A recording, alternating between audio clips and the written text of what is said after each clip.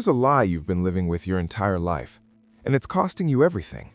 You were told that education equals security, that a degree opens doors, that working hard for a reputable company, climbing the corporate ladder, saving diligently, that's the path to financial freedom. Your parents believed it, your teachers reinforced it, society celebrated it. Except none of it is true anymore. Maybe it never was. Right now, in 2026, people with Ivy League degrees are being laid off by companies like Amazon, Microsoft, and Meta. Entire departments eliminated, not because they weren't smart enough or didn't work hard enough, because the game changed. AI tools like ChatGPT and Claude can now do in seconds what used to take knowledge workers hours.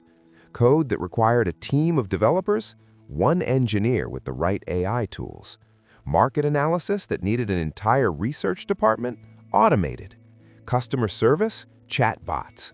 Meanwhile, a 24-year-old running a faceless YouTube channel about personal finance is making $30,000 a month. A person who never went to college is building automated e-commerce stores on Shopify, generating six figures while traveling. Someone else bought a fourplex in Ohio for $200,000 and it's throwing off $4,000 a month in passive income. Same economy, wildly different outcomes. So what's happening? Why are the people who followed the rules struggling, while people who ignored the traditional path are building wealth? And more importantly, what do you do about it when everything you were taught about money turns out to be fundamentally wrong? The answer isn't complicated, but it requires you to unlearn almost everything, because the system wasn't designed to make you wealthy. It was designed to make you a reliable employee, and there's a massive difference. Welcome to Wealth Notes Lane. This channel is about thinking clearly in a noisy world, about money, business, and building a future that actually holds up over time. Today, we're breaking down Rich Dad, Poor Dad by Robert Kiyosaki, and why understanding this book in 2026 isn't optional anymore. It's the difference between building real wealth and spending your entire life trapped in a system that extracts your time, energy, and potential. Robert Kiyosaki published Rich Dad, Poor Dad in 1997, and it became one of the most controversial and influential personal finance books ever written. The premise was simple. Kiyosaki grew up with two father figures. His biological father, the poor dad, was a highly educated man with a PhD who worked his entire life in Hawaii's education system. Stable job, good reputation. He followed every rule society prescribed. Yet he died with financial stress and very little to show for decades of hard work. His best friend's father, the rich dad, barely finished 8th grade, but he built businesses, acquired real estate, and became one of the wealthiest men in Hawaii. He didn't follow the traditional path. He didn't believe in job security.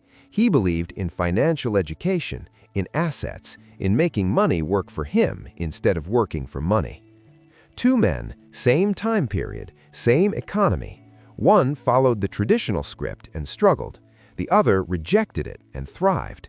And Kiyosaki spent his life trying to understand why.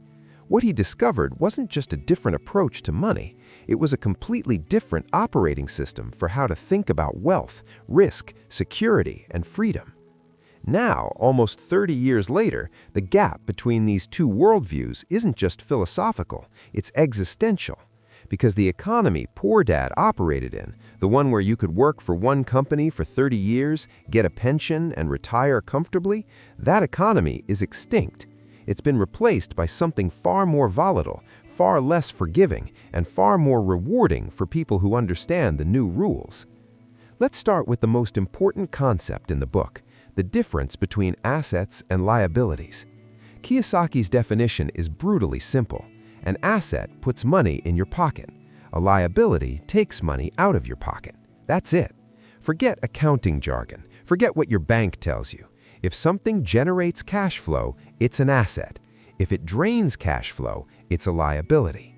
Most people spend their entire lives acquiring liabilities and calling them assets.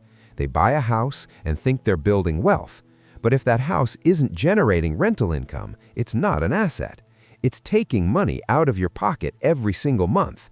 Mortgage payment, property taxes, insurance, maintenance, HOA fees, it's a liability. A beautiful, socially acceptable liability that society tells you is the cornerstone of financial responsibility. But mathematically, it's draining your cash flow. They buy a car, new, financed, depreciating 30% the moment they drive it off the lot. Monthly payments, insurance, gas, repairs, all money flowing out, liability. But they tell themselves it's necessary, it's normal, everyone does it. They take out student loans to get a degree. $50,000, $100,000, sometimes $200,000 in debt. And yes, education has value, but if that degree doesn't generate significantly more income than it cost, if you're paying $1,500 a month in loan payments for a job that pays $50,000 a year, that degree is a liability. It's extracting wealth from your future self every single month. The system trains you to acquire liabilities and call them success. And the trap is perfect because you feel like you're making progress.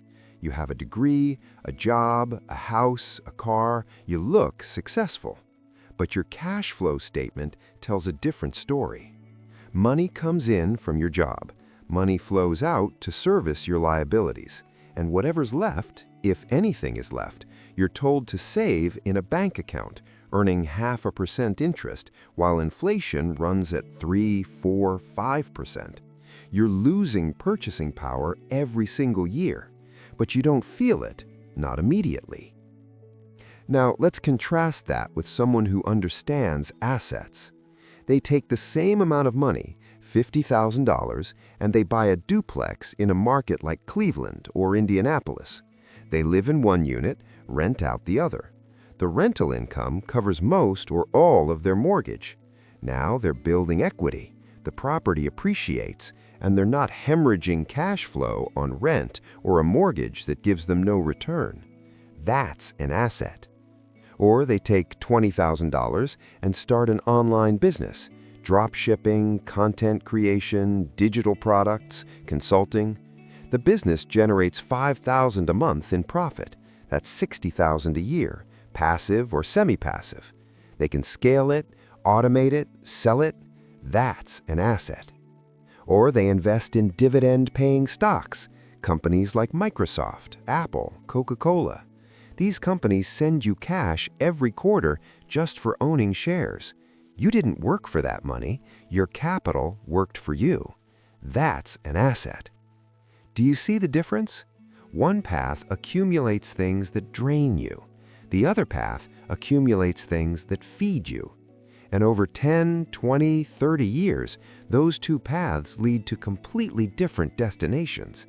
One leads to dependency on a paycheck, financial stress, and hoping nothing goes wrong. The other leads to optionality, security, and compounding wealth that eventually makes work optional. Here's where it connects to 2026. The economy has become bifurcated. On one side, you have employees, people trading time for money. Their income is capped by the hours in a day. Their security is tied to a company's decision about whether they're still needed. And increasingly, companies are deciding they don't need as many people because AI and automation are doing the work faster, cheaper, and without benefits or complaints. Look at what's happening in tech. Google laid off 12,000 people in 2023. Meta cut 11,000. Amazon cut 27,000. Microsoft cut 10,000. These weren't low performers. These were people who did everything right. They went to good schools, they got hired at prestigious companies, they worked hard, and they got eliminated because the companies realized AI tools could replace entire functions. If you're a content writer, ChatGPT can generate blog posts in minutes. If you're a graphic designer, Midjourney and DALL-E are creating images that used to require hours of human work. If you're a data analyst, AI can pull insights from datasets faster than any human. If you're in customer service, AI chatbots are handling queries 24/7 with no salary. The list goes on. So if you're on the employee path, if you're trading time for money with no ownership, no leverage, no assets, you're not just missing upside, you're holding a melting ice cube. Your position is losing value every quarter. And the longer you stay in that position without building assets on the side, the more vulnerable you become. Now contrast that with someone who owns assets. They own rental properties. AI doesn't threaten that. In fact, AI makes property management easier. Automated rent collection, AI-powered tenant screening, predictive maintenance, their leverage increases. They own an online business. AI doesn't eliminate that, it enhances it. They use AI to create content faster, to automate customer interactions, to optimize ad spend, to analyze data. Their productivity multiplies. They own a portfolio of dividend-paying stocks. AI doesn't touch that. Companies using AI become more profitable, which increases dividends and share prices. Their wealth compounds. This is the fundamental lesson of Rich Dad, Poor Dad, and it's more relevant now than ever. Rich people acquire assets. Poor and middle-class people acquire liabilities and call them assets. Rich people make money work for them. Poor and middle-class people work for money. And in an economy being reshaped by AI, that distinction is the difference between thriving and being left behind. Let's talk about the cash flow quadrant, because this is where Kiyosaki gets really precise. He divides the economy into 4 quadrants: employees, self-employed, business owners, and investors. Most people live in the employee or self-employed quadrants. Employees trade time for money working for someone else. Self-employed people trade time for money working for themselves. Doctors, lawyers, freelancers. They might make good money, but the moment they stop working, the income stops. No leverage, no scale. Business owners and investors operate differently. Business owners build systems that generate income without their direct time. They hire people, they automate, they create assets that work whether they're present or not. Investors make money from money. Their capital generates returns through real estate, stocks, businesses, intellectual property. The left side of the quadrant, employee and self-employed, is about trading time. The right side, business owner and investor, is about leverage and assets. And here's the uncomfortable truth. You can't get rich on the left side. You can make a good income, you can be comfortable, but you can't build generational wealth because your income is directly tied to your time, and time doesn't scale. Think about a lawyer making $300,000 a year. Sounds incredible, right? But they're working 70-hour weeks, billing hours. The moment they stop working, the income stops. They can't scale past their own capacity. Compare that to someone who owns a portfolio of rental properties generating $10,000 a month in cash flow. They might make less annually, but their income is passive. They can travel, they can pursue other projects, they can scale by acquiring more properties, and their wealth compounds over time as properties appreciate and tenants pay down mortgages. Or compare it to someone who built a SaaS business, software as a service. They created a product once, and now it generates recurring revenue every month. Customers pay subscriptions. The business runs largely on autopilot. They're making money while they sleep. That's leverage. That's the right side of the quadrant.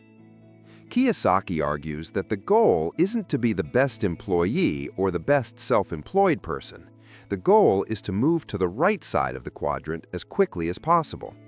And in 2026, the tools to do that are everywhere. You can start an online business with almost no capital. You can invest in real estate through crowdfunding platforms with a few $1,000s. You can build a content business and monetize it through ads, sponsorships, and digital products. The barriers to entry have collapsed. But most people don't make the shift because they're psychologically trapped. They've been conditioned to seek security, and in their minds, security means a steady paycheck. Except that's not security anymore. That's vulnerability disguised as safety. Real security is having multiple streams of income, assets that generate cash flow, skills that can't be automated, and the financial cushion to take risks without it being life or death. Let's talk about taxes, because this is where the system really reveals itself. The tax code is written to incentivize certain behaviors. It wants people to start businesses, create jobs, provide housing, invest in productive assets. So it rewards those activities with deductions, credits, and favorable tax treatment. If you're an employee making $150,000 a year, you're paying 30, 35, maybe 40% in total taxes: federal, state, Social Security, Medicare. Your paycheck gets hit before you even see it, and there's almost nothing you can deduct. You get a standard deduction, maybe some retirement contributions, and that's it. Now take someone making the same $150,000, but they're running it through a business. Suddenly, they can deduct business expenses: home office, equipment, travel, meals, education, software subscriptions. They can write off a significant portion of their income. Their effective tax rate might be 20–25%. Same income, completely different tax burden. Or take a real estate investor. They're generating cash flow from rental properties, but they're using depreciation to offset that income on paper. Even though they're making money, their taxable income might be minimal. And when they sell properties, they can use a 1031 exchange to defer capital gains taxes indefinitely. The tax code is designed to reward them. This isn't about cheating or loopholes. This is about understanding the rules and playing accordingly.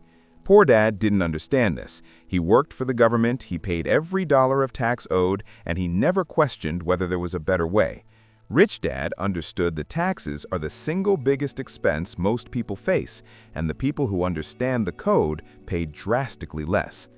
In 2026, this matters more than ever because governments are running massive deficits. They need revenue, and the easiest place to get it is from W-2 employees who have no ability to minimize their tax burden. If you're on that path, you're the ATM. But if you structure your income through the right entities, if you're building businesses and acquiring assets, you have leverage, you have options. You can legally minimize what you owe and keep more of what you earn. Now let's talk about mindset, because this is really what separates Rich Dad from Poor Dad. It's not just about mechanics, it's about how you think. Poor Dad said, "I can't afford that." Rich Dad said, "How can I afford that?" Same situation, completely different response. One shuts down possibility, the other opens up creativity. Poor Dad avoided risk. He played it safe. He stayed in his lane. Rich Dad embraced calculated risk. He saw failure as education. He understood that every successful person failed multiple times before they succeeded, and the only real failure was not trying at all. Poor Dad believed the government and the company would take care of him. Rich Dad believed he was responsible for his own financial future. He didn't outsource his security. He built it himself through assets, education, and diversification. These mindset differences compound over decades. When Poor Dad saw an opportunity, he saw reasons it wouldn't work. When Rich Dad saw an opportunity, he figured out how to make it work. When Poor Dad had extra money, he saved it or spent it on liabilities. When Rich Dad had extra money, he invested it in assets that would generate more money. And here's what's fascinating. This mindset shift is available to anyone. It's not about intelligence, it's not about privilege, it's about willingness to question what you've been taught and think differently. Some of the wealthiest people today came from nothing. They didn't inherit money, they inherited a mindset, or they developed it through necessity, through books, through mentors, through trial and error. Think about Naval Ravikant. He came to the United States as an immigrant with nothing, but he understood leverage. He understood that in the internet age, you can build massive wealth through code, media, and permissionless businesses. He built and invested in companies like Twitter, Uber, and dozens of startups. He became a centimillionaire not by trading time for money, but by understanding assets, leverage, and compounding. Or think about Warren Buffett. He started with almost nothing, but he understood that buying great businesses at fair prices and holding them forever was a path to extraordinary wealth. He didn't try to time markets, he didn't chase trends, he just consistently deployed capital into assets that generated returns, and he let compounding do the work for 70 years. Now, he's worth over $100 billion. Same principles Kiyosaki teaches. Let's bring this to your life. Right now, what quadrant are you in? Are you an employee, trading time for money? Are you self-employed, which is just a more intense version of the same trap? Or are you building toward the right side, toward business ownership and investing? If you're on the left side, what's your plan to transition? Because staying where you are isn't a neutral choice, it's a declining position in an economy that rewards leverage.